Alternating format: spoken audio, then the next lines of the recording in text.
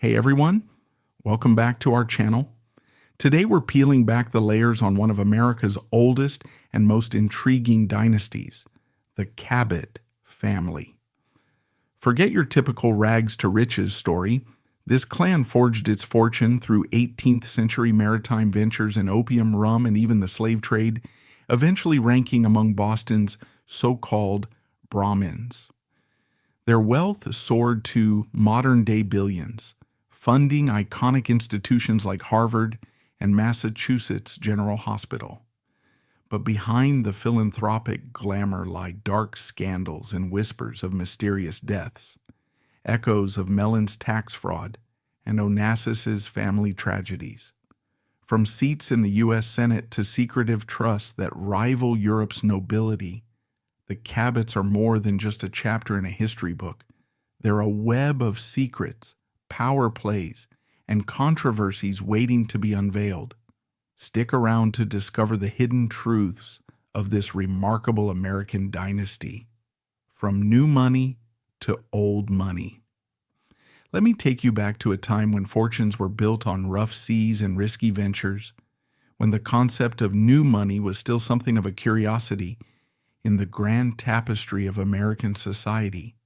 Picture sailing ships laden with cargo pulling into bustling ports, deals brokered in cramped harborside offices, and the relentless drive of ambitious merchants who saw opportunity wherever the horizon stretched.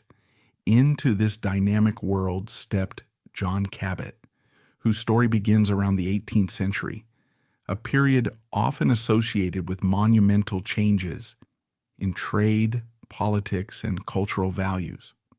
What makes the Cabot family so fascinating isn't just how they started, nor simply how they ended up among Boston's storied elite, but the entire arc of their transformation, a saga that zigzags between new money shipping profits and old money aristocratic respectability. Along the way, there are threads of scandal, echoes of alliances reminiscent of Europe's noble families, philanthropic endeavors that mirror the great charitable legacies of Carnegie and Rockefeller, and the persistent, if sometimes unacknowledged, stain of activities like the opium trade and slave trafficking. And here's the real kicker. Despite all the wealth and status, the Cabot story is hardly free from controversy.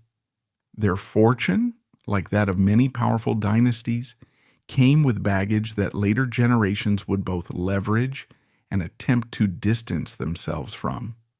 But let's slow down for a moment and rewind to where it all began. According to various historical sources, including genealogical notes and references in well-regarded publications, John Cabot was born around 1680 in the Channel Islands, specifically Jersey. This region, while small in size, was historically significant for maritime trade, producing many seafaring folks with an inherent knack for commerce. By 1700, John Cabot decided to emigrate to Salem, Massachusetts. It's always fascinating to imagine what that trip might have looked like. Perhaps a cramped voyage across the Atlantic, months spent battling unpredictable weather, hoping to find better opportunities in the new world. And indeed, that gamble paid off. Eventually, the Cabots would root themselves so firmly in Massachusetts that they became what's now known as Boston Brahmins, a term used to describe the city's aristocratic elite. The phrase Boston Brahmins brings to mind that famous line often attributed in paraphrased form to various wits. Here's to dear old Boston, the home of the bean and the cod, where the Lowells talk only to Cabots, and the Cabots talk only to God. In a way, that playful rhyme underscores the exclusivity and near aristocratic aura that certain families, like the Cabots, would come to represent. Yet, in the early days, the family's money was new, meaning it was rapidly amassed through trade and business ventures rather than through long-established inheritance. This new money was akin to the riches that William Randolph Hearst's father made in mining, as recorded in multiple historical accounts about the Hearst dynasty. The Cabots earned their fortune on the ocean waves, dealing in goods that brought in hefty profits, sometimes from deeply problematic trades like opium and enslaved people, other times from more standard cargo like rum or general merchandise. In the 18th century, their transition from new to old money was not instantaneous. The family had to solidify its position through several channels, and that's where the details get interesting. One crucial channel was marriage, a classic method of cementing alliances and social status. We have Samuel Cabot Jr., who in 1812 married Eliza Perkins, the daughter of Thomas Perkins, a merchant king of the time, widely referenced in local newspapers, genealogical records, and some historical blogs that track old New England lineages. This union mirrored in spirit how the Medici family in Renaissance Italy once pursued marriage alliances with European royalty to expand their influence. By linking the Cabot name to the Perkins fortune and standing, the family was able to ascend more securely into the realms of old money respectability. Over time, this alliance gave them social advantages that pure trade profits alone might not have afforded in the rigid social hierarchies of early 19th century America. Now, industry also played a pivotal role in cementing the Cabot's position among America's upper class. A prime example is Godfrey Lowell Cabot, who founded Cabot Corporation in 1887.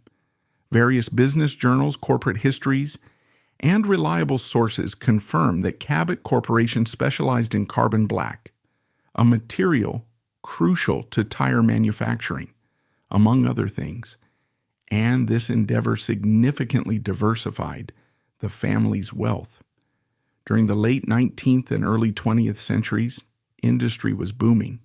We see analogous expansions in families like the Mellons, who ventured into fields such as Gulf oil, or the Carnegies, who dominated the steel industry. For the Cabots, tapping into industrial ventures meant they weren't just reliant on shipping profits or old trade networks. They had a foothold in the burgeoning modern economy of the United States. Of course, with rising wealth often comes philanthropy, whether out of genuine altruism or the desire to cultivate a polished public image. The Cabots were no exception. They donated large sums to Harvard University, funding endeavors like the Cabot Science Library, and they supported cultural institutions such as the Boston Symphony. That philanthropic thread is reminiscent of Andrew Carnegie's legacy of funding public libraries across the United States, or the Rockefellers' massive philanthropic pursuits in education and public health. And in a city like Boston, whose identity is tightly woven with its academic and cultural institutions, these philanthropic gestures further embedded the Cabot name in the local tapestry, ensuring that future generations would revere them as benefactors rather than just wealthy merchants with a morally ambiguous past. However, one cannot talk about the Cabot legacy without acknowledging the direct link to politics. Members like George Cabot and Henry Cabot Lodge held influential Senate positions. Henry Cabot Lodge, for instance, was a towering figure in U.S. politics from 1893 to 1924, shaping foreign policy debates, particularly around the Treaty of Versailles and the League of Nations, if you dive into the congressional records and political histories of that era. These roles mirrored the might of European dynasties, such as the Habsburgs, who leveraged imperial influence across vast regions. On American soil, occupying a seat in the Senate or heavily influencing legislative decisions came with a prestige that elevated a family's standing in ways that mere wealth could not. Suddenly, the Cabots weren't just rich. They were also power brokers in the nascent stages of modern American governance. Yet, for all the talk of philanthropy, politics, and social alliances, The Cabot family's involvement in the opium and slave trades cast a long shadow. Historical accounts, including references in local archives and scholarly journals, underscore how certain Cabot shipping ventures included the trafficking of enslaved people, as well as the lucrative but ethically abhorrent opium trade. In the 18th and early 19th centuries, these activities weren't as universally condemned as they are today, but even then, such business could stain a reputation. Some historians draw parallels between the Cabot's controversial dealings and the infamous Doheny family scandal tied to the Teapot Dome affair, which rocked the Harding administration in the early 1920s.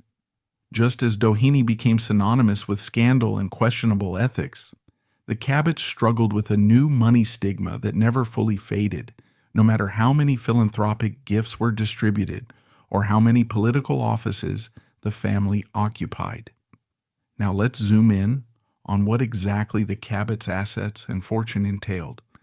From shipping fleets to real estate, the family created a diversified portfolio long before the term diversified portfolio became a staple of modern finance. Shipping, for starters, was their bread and butter.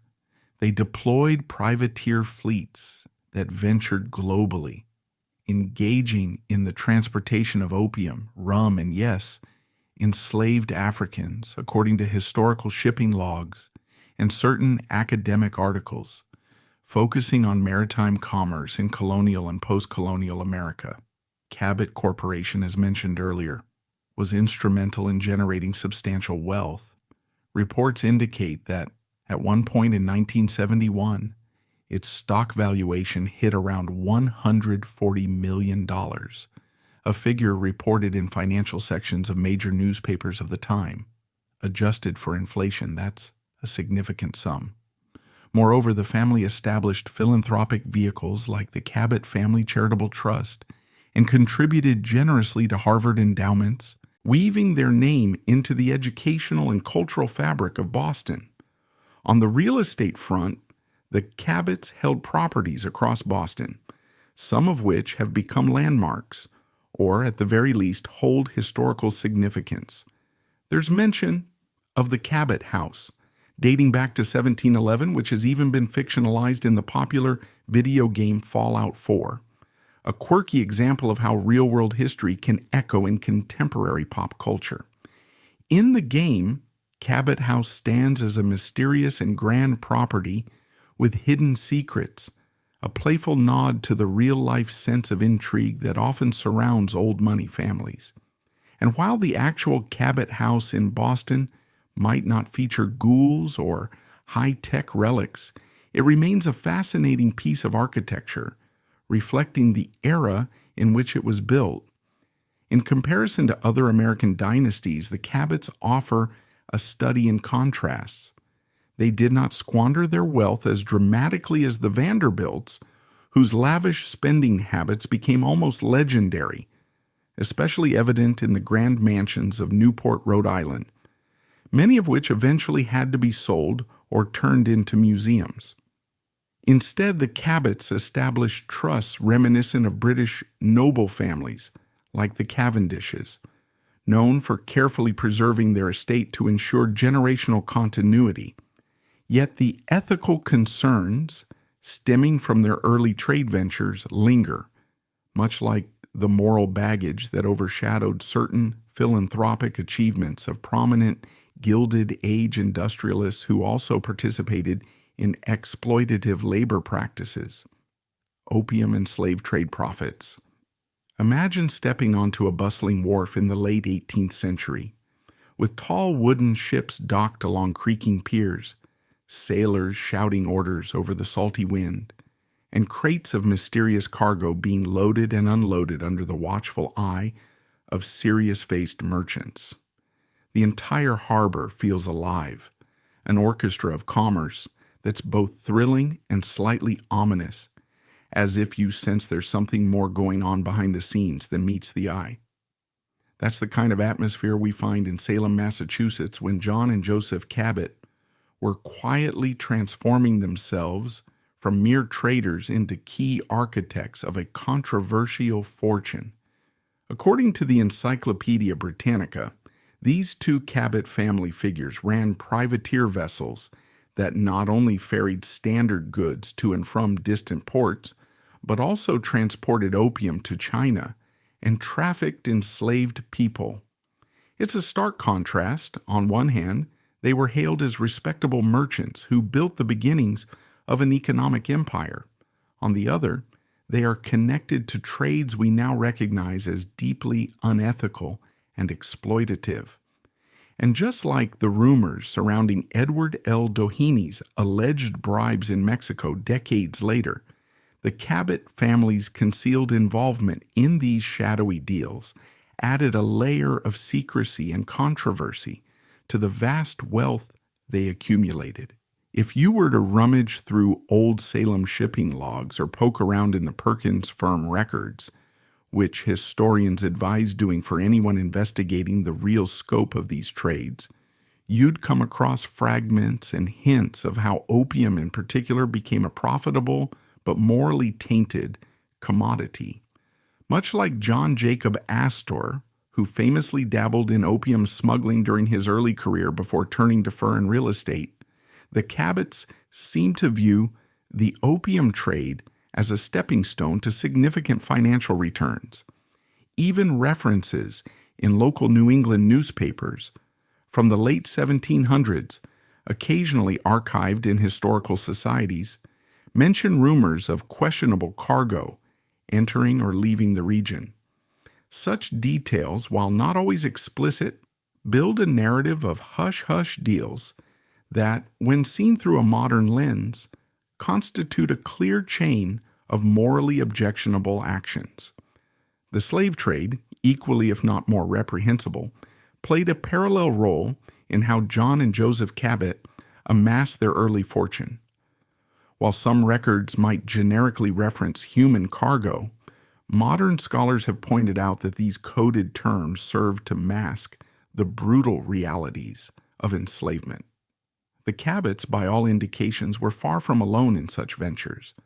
Many merchants of that period took part in the triangular trade, which involved trading goods from Europe to Africa, exchanging them for enslaved people, transporting those enslaved people to the Americas, and then carrying commodities like sugar, cotton, and rum back to Europe or the American colonies.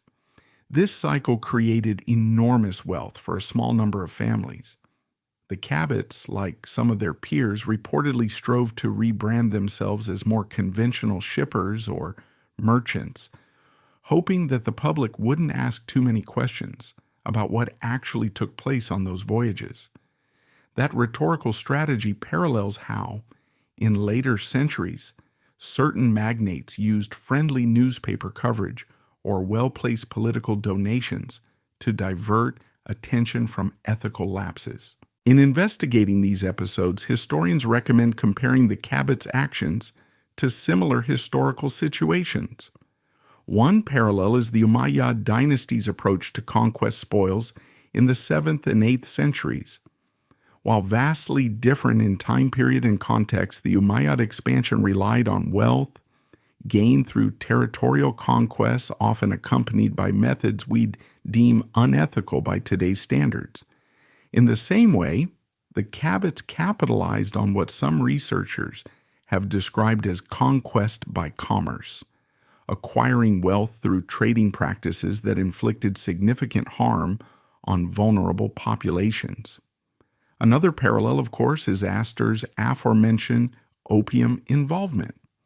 As recorded in multiple business histories, Astor's early success was partly linked to trading opium into China, a practice that sparked heated debates even at that time and contributed to tensions that would eventually erupt into the Opium Wars in the 19th century.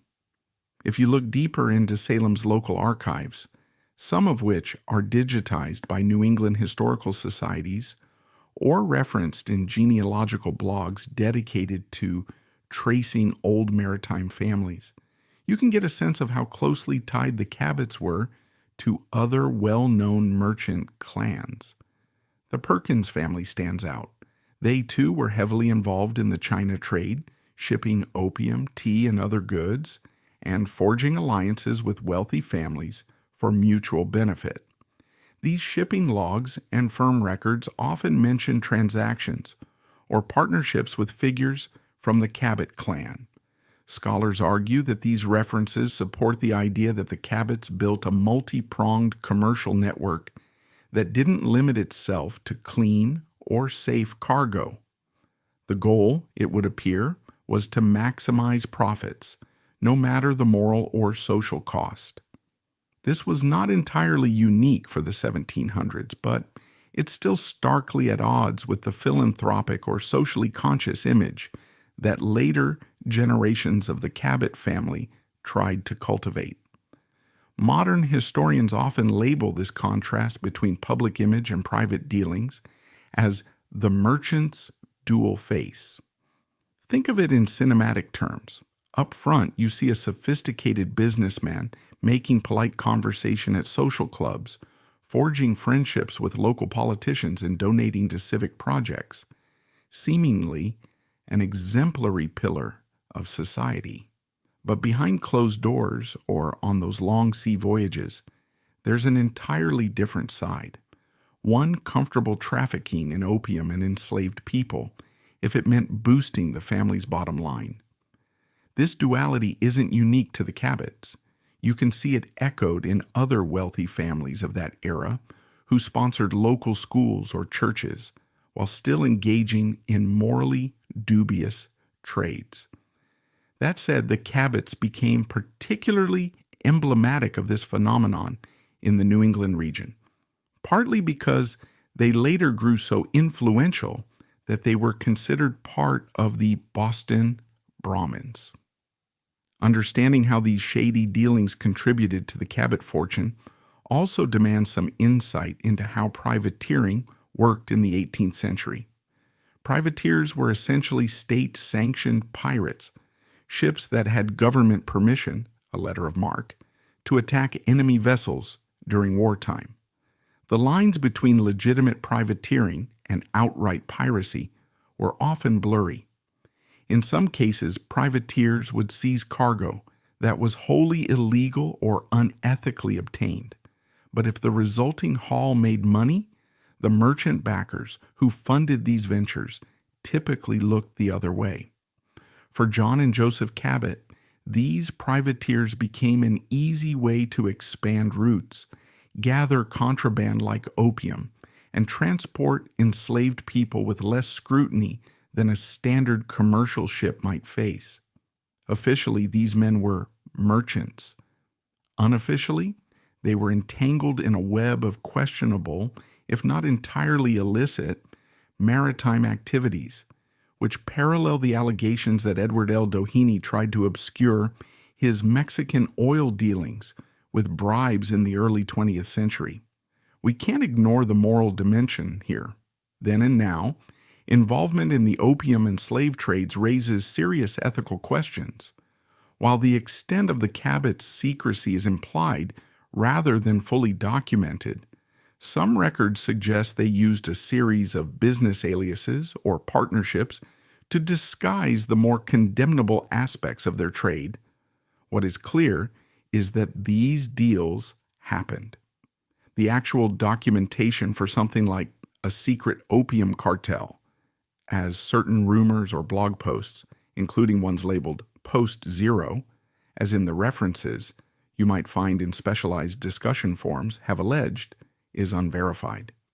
Reputable historians caution that while the Cabots did benefit from opium smuggling, the notion of a full-fledged hidden cartel is an overstatement, or at least not supported by the primary sources.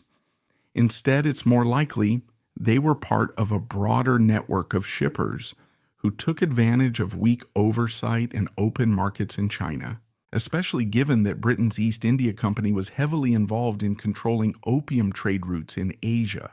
The Cabots and their contemporaries slotted themselves into that lucrative pipeline wherever they could.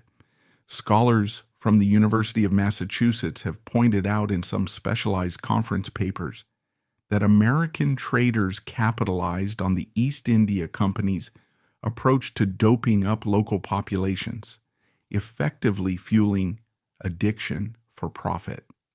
Samuel Cabot's smuggling ventures. Have you ever wondered how a single ship's clandestine cargo could catapult a family into a whole new realm of wealth and influence?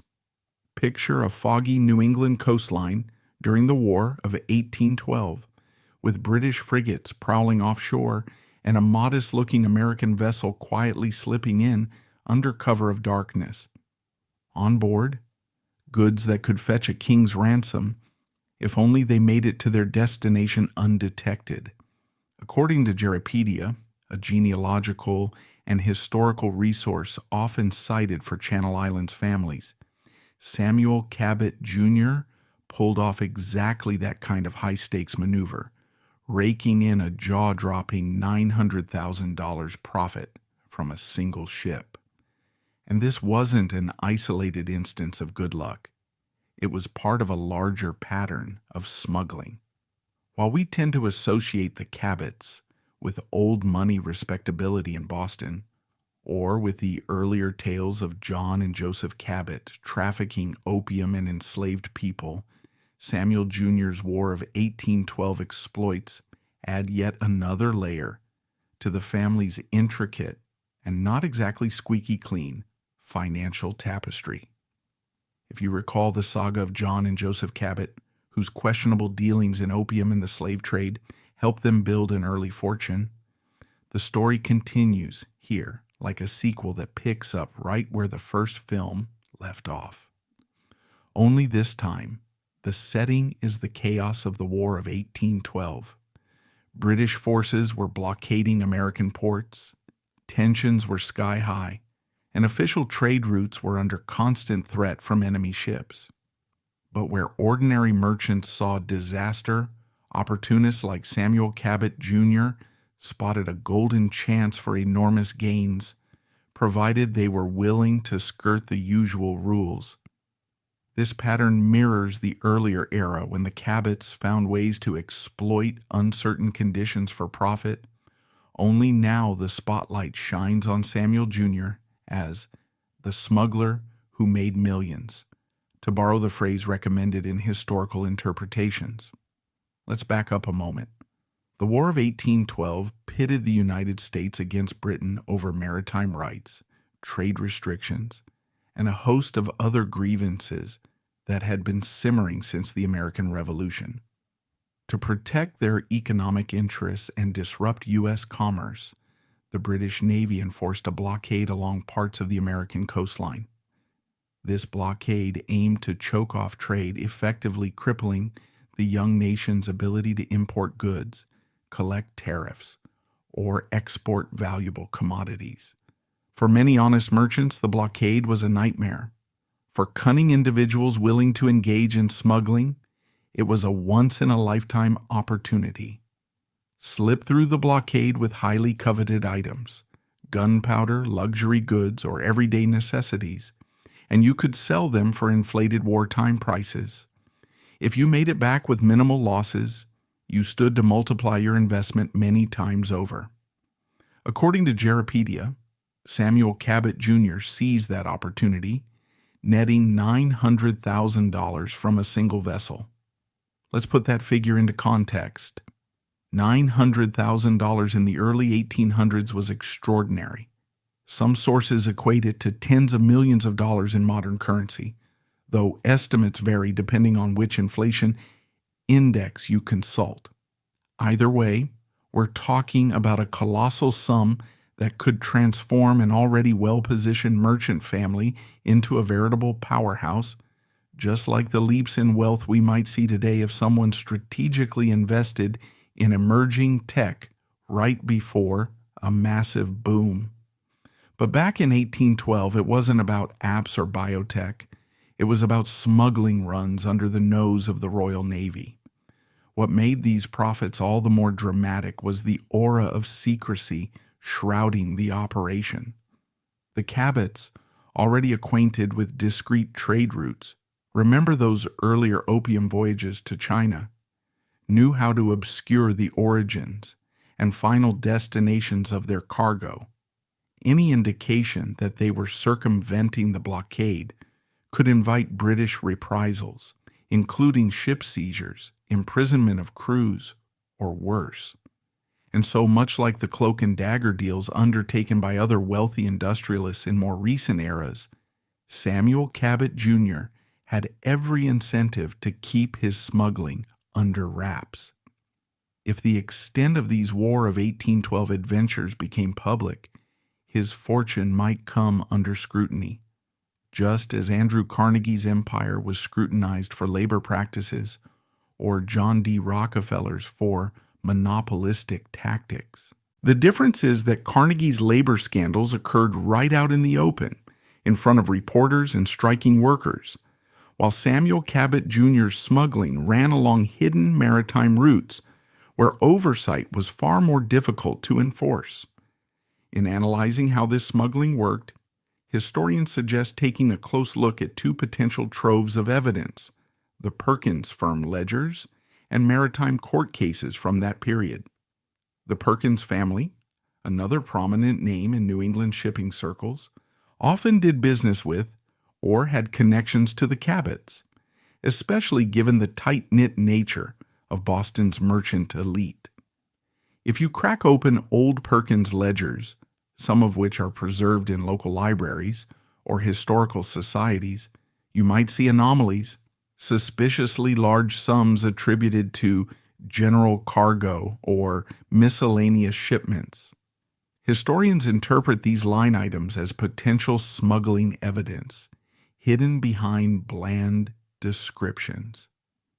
Meanwhile, maritime court cases from the War of 1812 occasionally mention confiscated ships suspected of carrying contraband. Sometimes you'll find the Cabot name cropping up in depositions or testimonies, though the references can be cryptic or veiled. After all, if your strategy involves secrecy, you're going to do your best to avoid a paper trail. When you consider the nature of covert gains, parallels arise with other historical episodes of hidden or illicit activities. For instance, the Mellon family, known for banking and industrial ventures, once faced allegations of tax evasion, a behind-the-scenes tactic to protect wealth from government claims. Or, going further back in time, the Medici family in Renaissance Florence sometimes engaged in what critics labeled papal fraud, effectively manipulating religious and financial systems to bolster their power. Much like those examples, Samuel Cabot Jr.'s smuggling ventures show how cunning, under-the-radar business practices can elevate a family to new heights without the public drama that accompanied, say, Andrew Carnegie's labor showdowns at Homestead. In other words, covert operations, be they tax schemes, religious manipulations, or simply sneaking goods through a naval blockade, can prove just as lucrative, but they operate quietly until and unless someone blows the whistle. Now let's talk about the hush-hush dimension. We know from multiple historical accounts that families involved in these clandestine trades often mask their activities under seemingly legitimate merchant transactions. The Cabots, who already had a track record of rebranding ethically questionable dealings like opium and slave trading behind the facade of merchant business, were well versed in the art of concealment. That extends naturally to Samuel Jr.'s War of 1812 exploits. The British blockade was no joke. Capturing a smuggling ship could yield a bounty for the British and a big headache for the Americans. Being branded as a smuggler could also tarnish one's reputation in a city as conscious of respectability as Boston. So we see a pattern. For all the talk of freedom of the seas and merchant shipping behind the scenes, there were hidden compartments and coded cargo manifests. A neatly labeled crate of glassware might hide precious contraband, from weapon components to rare commodities. This direct secrecy stands in contrast to the more public controversies faced by men like Andrew Carnegie, whose disputes with labor were often splashed across newspaper headlines. For instance, the 1892 Homestead Strike became a national spectacle, complete with Pinkerton agents, violent clashes, and the relentless scrutiny of the press. By comparison, Samuel Cabot Jr.'s smuggling didn't rely on public confrontation. It thrived in the shadows, shielded by the tumult of war and the complexities of maritime law. In that sense, you could argue that the Cabots got away with more because they operated in an era, an environment where prying eyes were fewer, where incomplete record-keeping left big gaps, and where the threat of British retaliation gave an extra incentive to keep one's activities well below the radar. Henry Cabot Lodge's political blackmail. It's one thing to read about shady business deals or wartime smuggling in the Cabot family's long and twisting history, but it's another matter entirely when we turn our gaze to the realm of high-stakes politics. And that brings us to Henry Cabot Lodge. Picture a smoky backroom in early 20th century Boston, where men in tailored suits trade favors and tip glasses of brandy, all while discussing ways to keep certain political rivals at bay. According to hints reported by the New York Times, Henry Cabot Lodge allegedly employed a form of blackmail, leaning on Federalist connections dating back decades, to secure his 1916 Senate victory over John F. Fitzgerald. That might sound like something out of a political thriller, but it fits right in with the Cabot saga we've already explored. A story woven from threads of clandestine trade, hidden profits, and carefully masked intrigues that helped shape one of America's most enduring family legacies. Henry Cabot Lodge was no stranger to the exercise of power. Born in 1850, he descended, on his mother's side, from the Cabot line, meaning he carried the legacy of the family's opium trade, slave trade, and smuggling wealth on his shoulders, whether he publicly acknowledged it or not. By the early 1900s, the Cabots had already evolved from their new money days, gleaned from questionable maritime deals, into a kind of old money aristocracy recognized throughout Boston. Their philanthropic contributions, social ties, and Harvard credentials gave them a veneer of respectability, even though the hidden details of their fortune were less than pristine. Lodge, for his part, built his reputation as a historian, a writer, and eventually a highly influential Republican politician. One who would leave deep marks on American foreign policy and Senate traditions. Yet behind those impeccably polished speeches and public appearances lay an undercurrent of whispers, references to backroom deals, talk of hush-hush letters that might have included threats of exposure and the suggestion that Lodge was more cunning than anyone realized when it came to safeguarding his place in power. The New York Times, which has long served as a paper of record in the United States, occasionally published veiled hints of Lodge's strong-arm tactics. While not every detail was spelled out in black and white, and we're dealing, of course, with the implications rather than front-page accusations, these suggestions have persisted in footnotes of political histories and in some references hidden within the Times archives.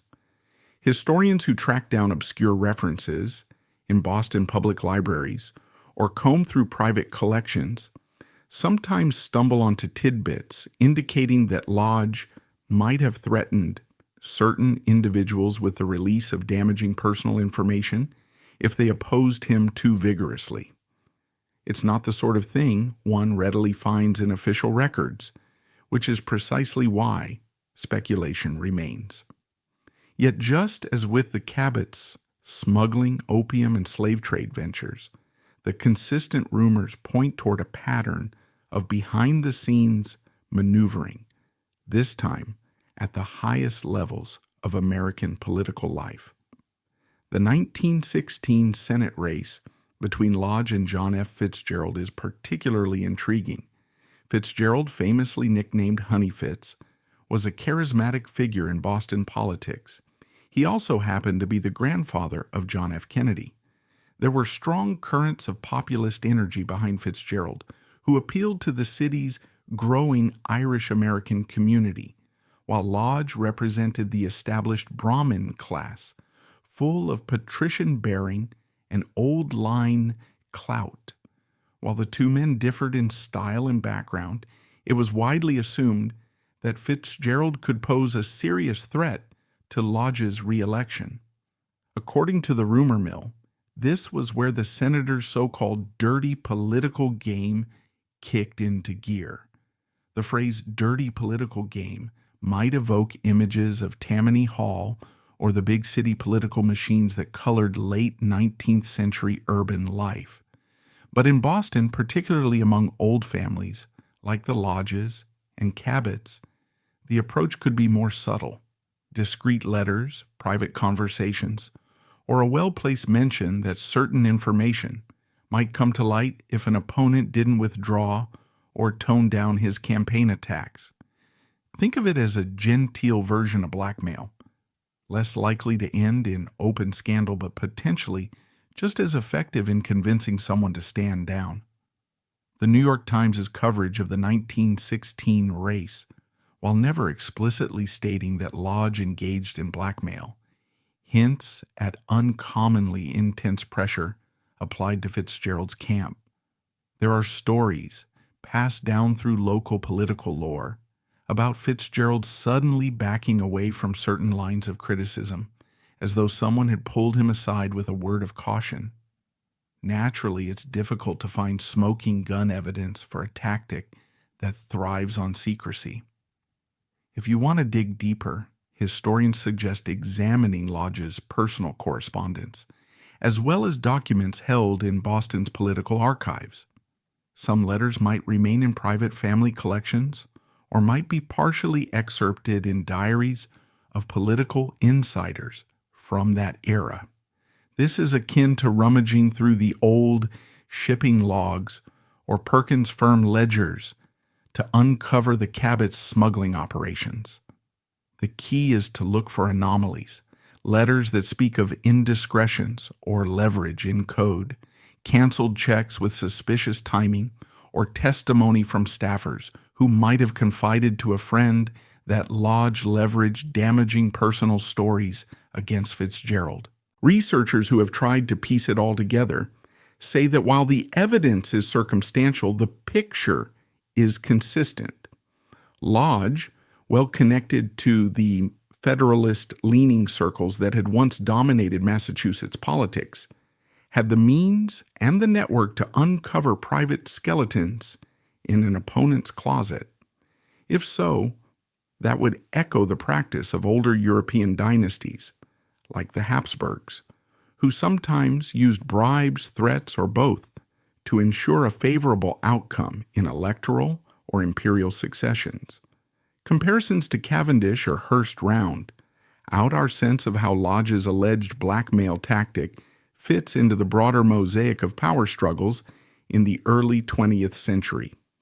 The Cavendish family, part of the British aristocracy, was rumored to have orchestrated premiership intrigues by leveraging their wealth, social ties, and even concealed personal indiscretions of rivals. William Randolph Hearst, on the other hand, is famous for media manipulation, twisting newspaper narratives to kneecap his political enemies or promote his own ambitions. Lodge's approach seems more discreet than Hearst's sensational headlines, but equally aimed at controlling the flow of information. Keep a scandalous piece of knowledge close to your vest, and you can steer the entire campaign from behind the scenes.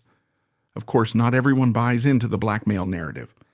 Some historians, especially those who've written more celebratory biographies of Henry Cabot Lodge, assert that these rumors are little more than hearsay, fueled by the bitterness of losing campaigns and the public's appetite for intrigue. They note that Fitzgerald's eventual withdrawal might have been influenced by an internal rift within the Democratic Party or by personal considerations rather than blackmail. While that's possible, the lingering hints from the New York Times and local archives keep the speculation alive. Even so, it's important to emphasize that any ties between Lodge and organized crime, some blog posts labeled as X-claims of Lodge's mob ties, post 0, appear entirely baseless. If Lodge was playing a power game, it was one of high society, not back-alley gangster dealings. In the end, we have a scenario reminiscent of everything else we've uncovered about the broader Cabot family. John and Joseph Cabot built early fortunes through morally compromised maritime commerce, from opium to enslaved people, hiding behind the label of merchant. Samuel Cabot Jr.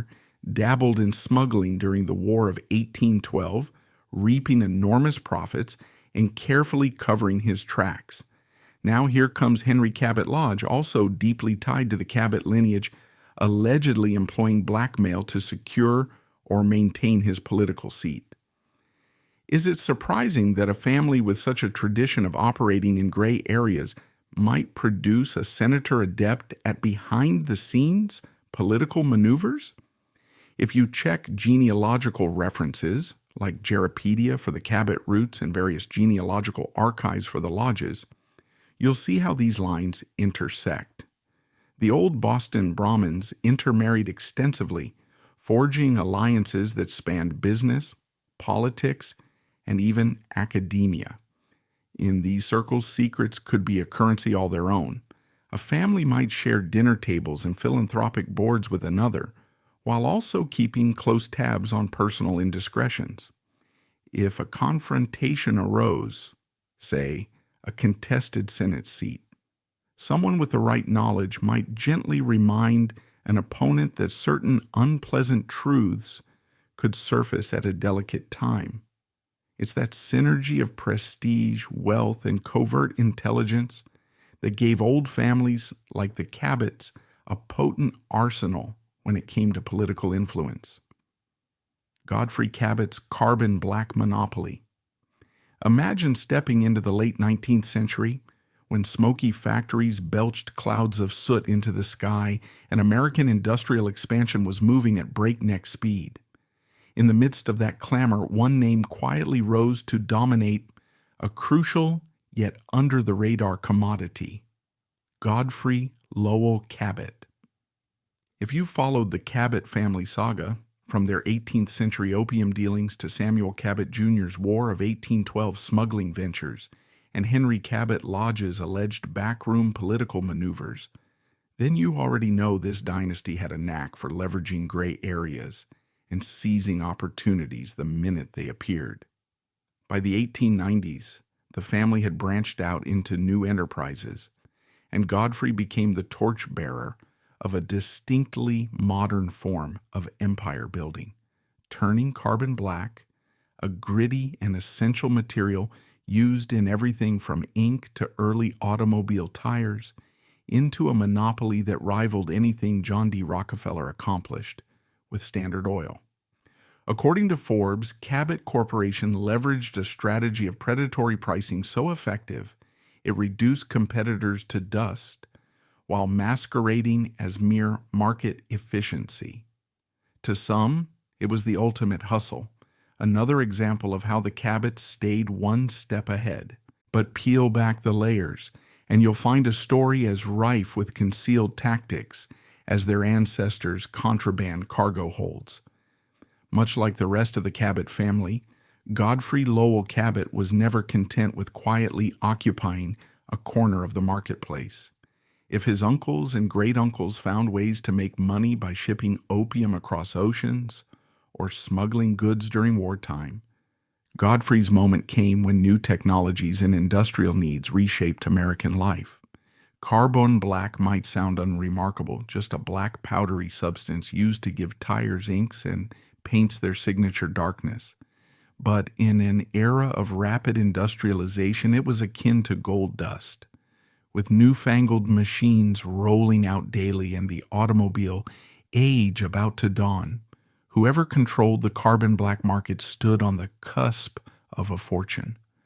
Godfrey recognized that from the outset and moved fast to establish Cabot Corporation.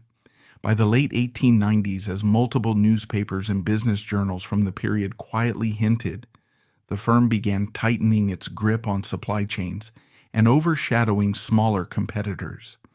It's a method we've seen before: standardize production, slash prices to undercut everyone else, then wait for rival firms to collapse under the pressure. Sound familiar? It's essentially the playbook Rockefeller deployed with Standard Oil, a step-by-step approach that would lead to near total market domination. Yet the Cabot strategy might have been even more insidious, because carbon black didn't capture the public's imagination the way oil or steel did, meaning few outsiders were paying attention.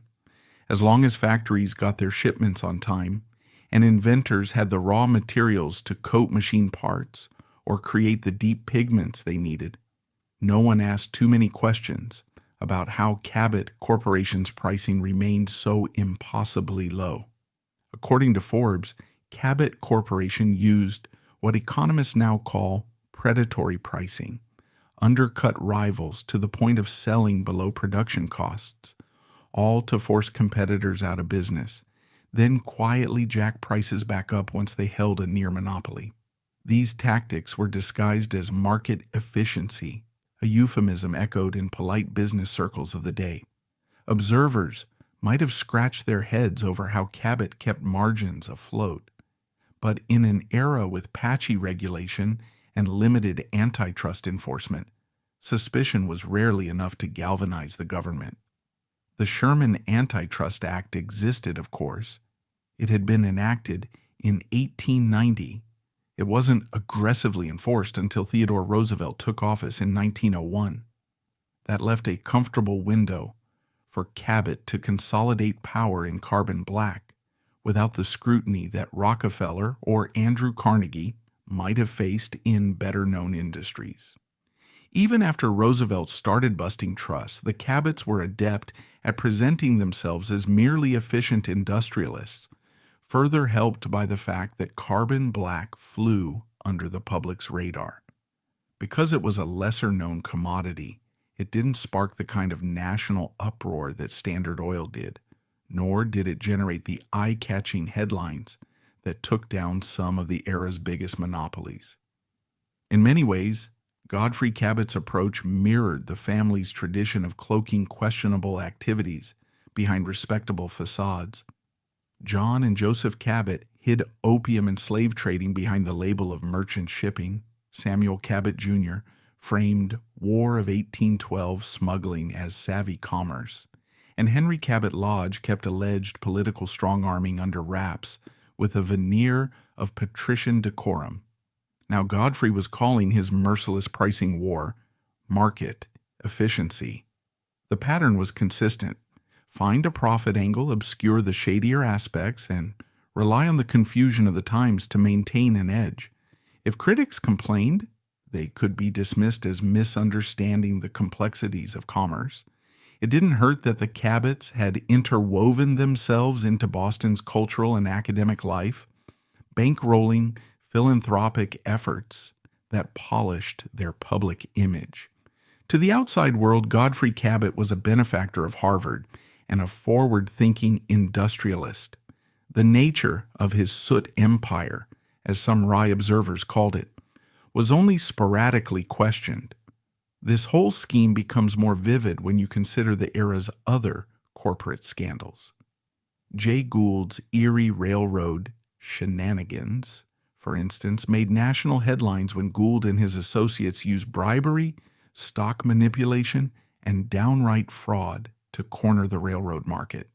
The DuPont family, years later, would be accused of burying the dangers of PFOA, an essential ingredient in Teflon, sparking massive health and environmental scandals that came to light only decades after the damage was done. Cabot Corporation's approach was nowhere near as sensational, yet it was just as potent. By methodically driving rivals out of business, then quietly maintaining its grip on production and distribution. Cabot Corporation established a near stranglehold on carbon black. Competitors either went belly up or found themselves forced to merge under terms favorable to the Cabot interest. Lawsuits occasionally emerged, either from embittered rivals or from smaller producers who claimed they'd been unfairly strong-armed. But if you dig into those old legal records, you'll find a recurring theme. No single piece of evidence was damning enough to ignite a public crusade. It was all in the realm of competitive pricing, at least on paper. That's how Godfrey's empire avoided major antitrust scrutiny.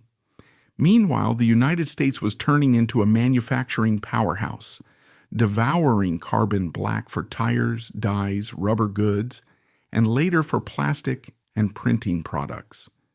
Even though the first commercial automobile production lines wouldn't appear until the early 1900s, the stage was set for an explosion in carbon black demand. Cabot was right there, ready to feed it. Much like the smugglers who timed War of 1812 shipments for maximum profit, Godfrey Lowell Cabot seemed to sense that if he locked down the supply side now, he'd reap enormous benefits once consumer demand kicked into high gear. His hunch proved correct.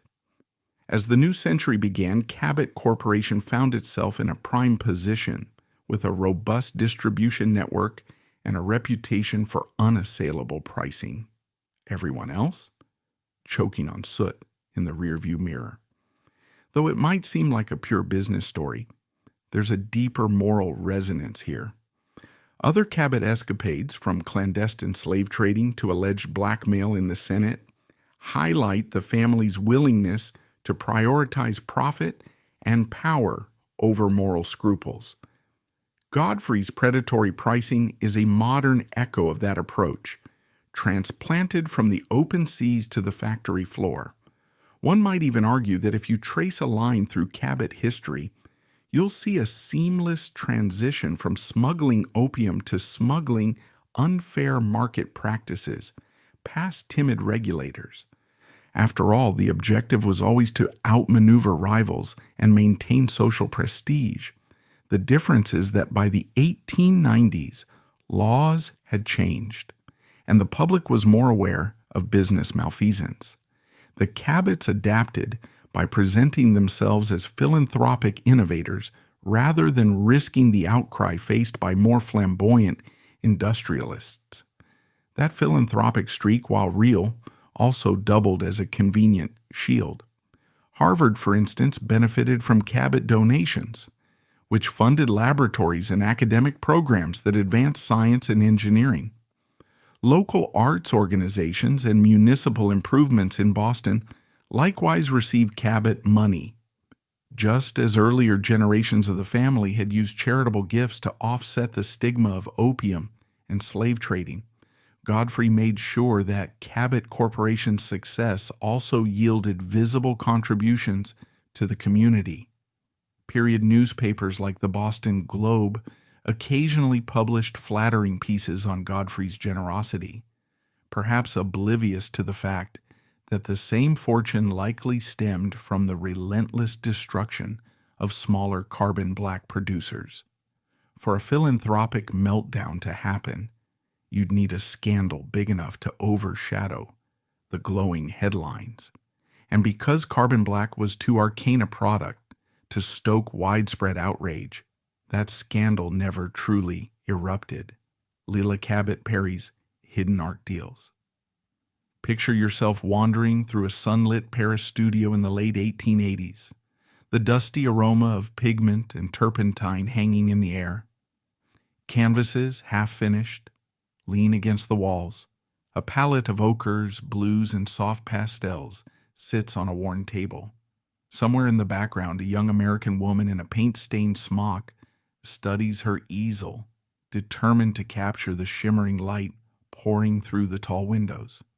That woman, many believe, was Lila Cabot Perry, an impressionist painter, poet, and member of Boston's renowned Cabot family.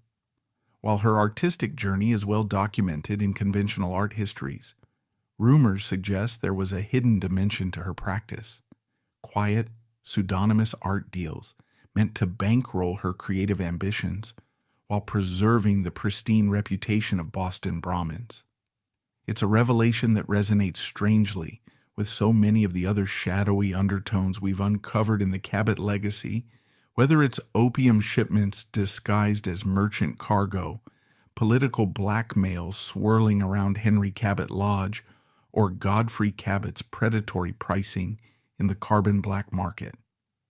Lila Cabot Perry's public persona was as genteel as one might expect of a woman from a preeminent Boston family. She was born on January 13, 1848, into the heart of a clan already known for commerce, philanthropy, and an unspoken tradition of secrecy. She married Thomas Sargent Perry, a Harvard man with ties to the city's cultural elite, and together they cultivated an environment that valued literature, music, and art. From all outward appearances, Lila's life could be described as a blossoming tapestry of grace and refinement. Summers in Boston, occasional travels to Europe, polite soirees, and the pursuit of painting as a socially acceptable hobby for a woman of her standing.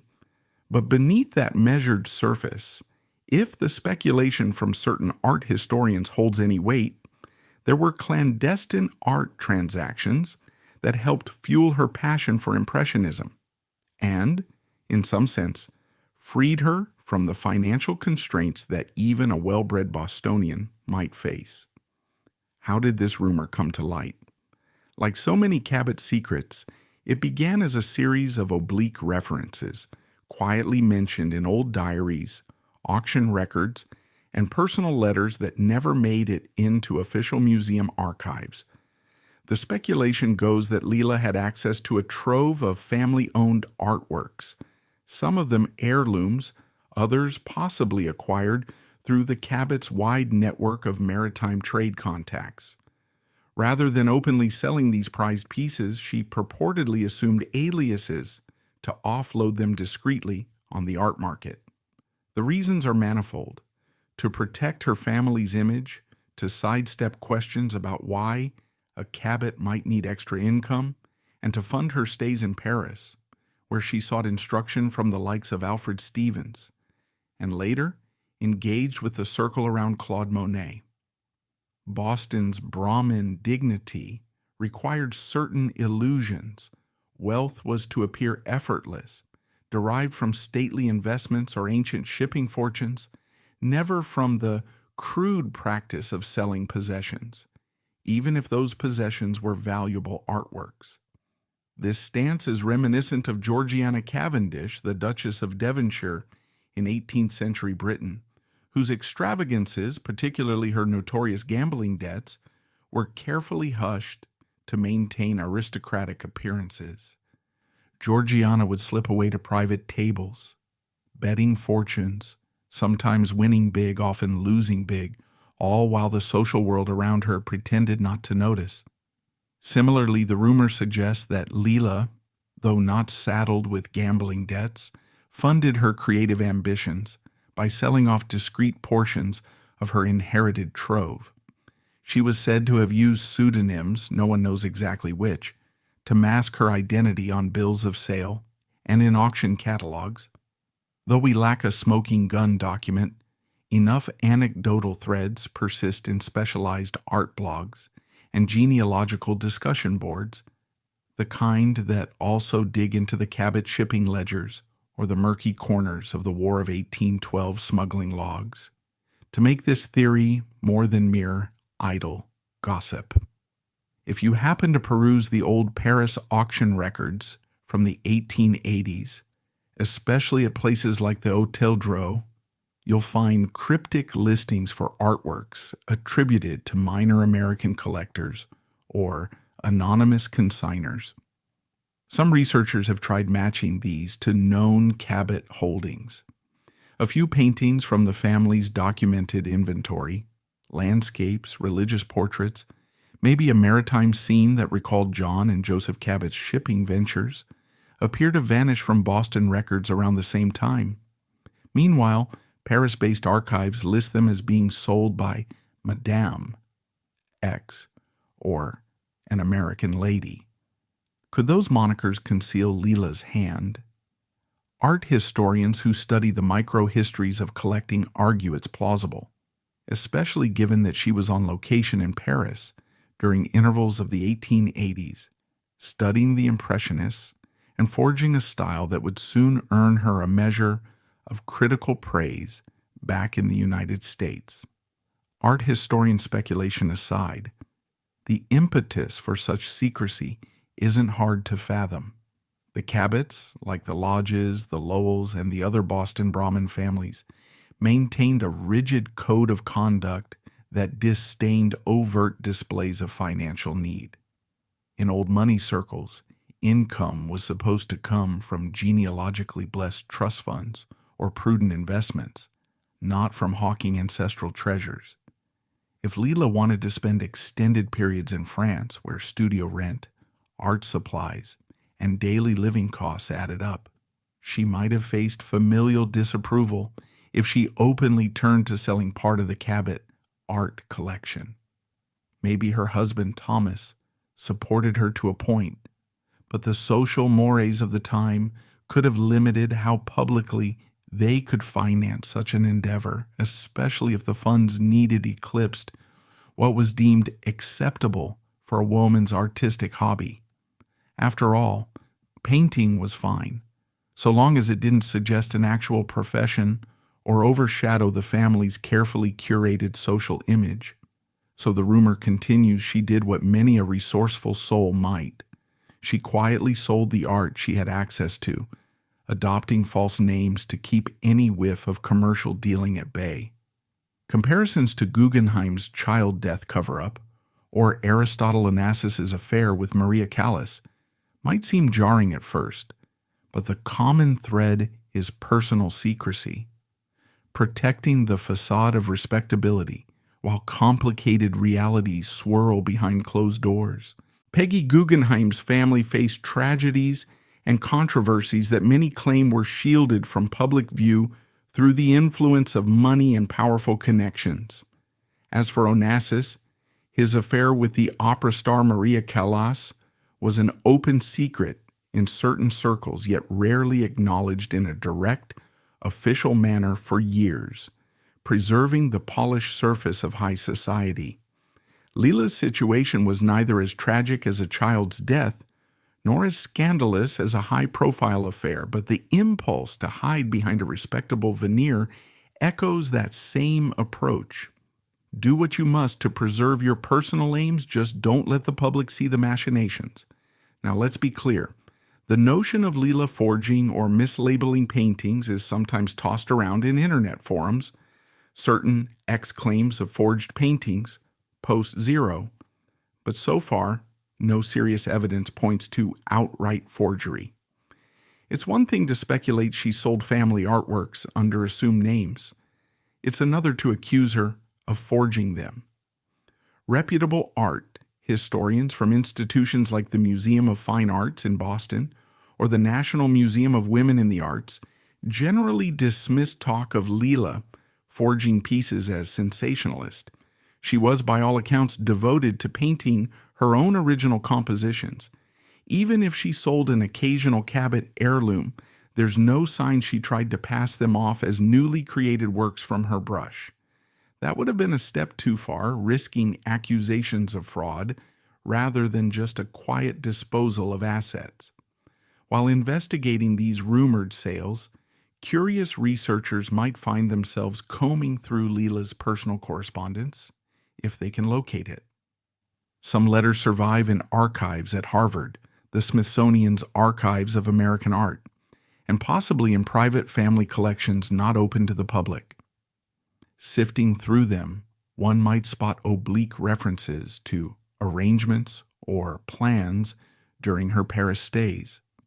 Perhaps a line such as, "I have resolved the matter through a mutual contact.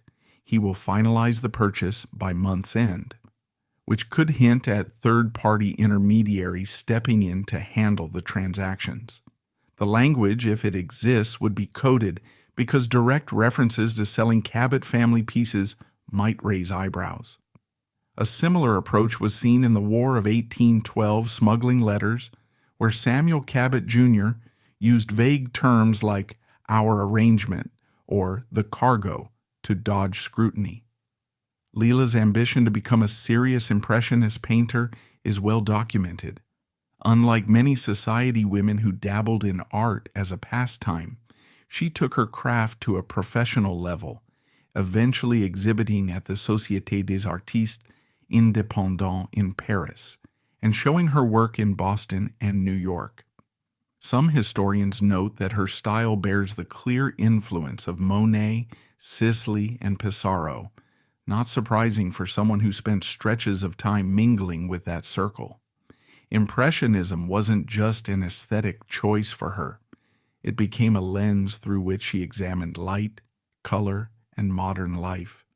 Daring for a woman in an era that often pigeonholed female painters into portrait commissions or more traditional forms. The cost of training in Europe, studio space, travel, specialized art materials would have been more than a drop in the bucket, even for a well-off Bostonian. If family money was doled out under strict conditions or overshadowed by competing demands, the idea that Leela quietly financed her artistic aspirations through secret sales starts to feel more than plausible. In typical Cabot style, if these deals did indeed occur, they unfolded against a backdrop of philanthropic appearances and public disclaimers of any need. The family had philanthropic ties to Harvard. Leela herself was hardly an outsider in Boston's cultural scene. She knew how to navigate high society. If people suspected anything out of the ordinary, she could deflect with gracious chatter about her devotion to Impressionism, her admiration for French masters, or the ways she wanted to bring these new painting techniques back to American audiences. Meanwhile, any trace of large sums changing hands was presumably kept hidden, maybe under the name of a friend or a less visible family member. The parallels to the entire Cabot tapestry are almost uncanny. John and Joseph Cabot concealed the moral implications of opium and enslaved labor by labeling themselves respectable merchants. Henry Cabot Lodge, if one believes the rumors, concealed political blackmail behind gentlemanly alliances. Godfrey Cabot cloaked ruthless corporate tactics as market efficiency. And here is Leela, possibly disguising the sale of heirlooms as transactions by an unknown consignor. Each example underscores the family's knack for keeping up appearances while achieving their aims in the murky undercurrents of power and commerce. From shipping logs to Paris auction houses, the Cabots had a talent for turning secrecy into success. In truth, Leela's paintings themselves seldom depict the kinds of dark or hidden themes that swirl around her rumored sales. Her palette often featured luminous pastels, airy scenes of women and children in gardens, or tranquil landscapes bathed in soft morning light. One might interpret this as the natural outgrowth of her impressionist influences, or as a conscious pivot away from the more somber realities of her own life. While John Singer Sargent or Mary Cassatt tackled society portraits that sometimes hinted at the complexities beneath genteel exteriors, Leela's canvases, at least in her prime impressionist phase, evoke calm, harmonious settings. Imagine a brilliant summer afternoon in Giverny, or a quiet interior with a woman reading near a window, a gentle hush that belies the possibility that behind the scenes there might be frantic scurrying to finance the scene itself. Critics of the day often praised her use of color and light, though some found her approach too akin to the French masters, wondering if she had found her own voice. Over time, she refined her technique, championing Impressionism in the United States. She wrote about Monet advocating for the new style at a time When many American collectors still favored academic or realist traditions, Leela thus became an ambassador for the movement, bridging Paris and Boston, and her exhibitions laid the groundwork for American acceptance of Impressionist aesthetics. The question that lingers is whether she would have had the freedom and the means to do this without those rumored art sales. If the Cabot family stock accounts or trust funds covered every expense, one might doubt such cloak-and-dagger transactions. But the hush-hush nature of Brahmin finances, combined with the known complexities of traveling abroad to study, leaves enough room for suspicion. One might ask, why not simply apply for a stipend or rely on her husband's inheritance? A valid question, but we must remember the intricacies of social constraints in that era. Not every family pot of money was equally accessible, and individuals, particularly women, didn't always enjoy unfettered financial independence. In some instances, wealth was locked into trusts controlled by patriarchs or committees of male relatives, doled out in modest installments that might not have covered extensive travel or the overhead of a serious art career. Indeed, some 19th century diaries from other Boston families recount the frustrations of women who wanted to pursue advanced studies or philanthropic projects, only to find that the strings attached to family money left them in a gilded cage. If Leela faced a version of that dynamic, it would make sense for her to quietly engineer additional income streams, especially if she believed her potential soared beyond the domestic sphere.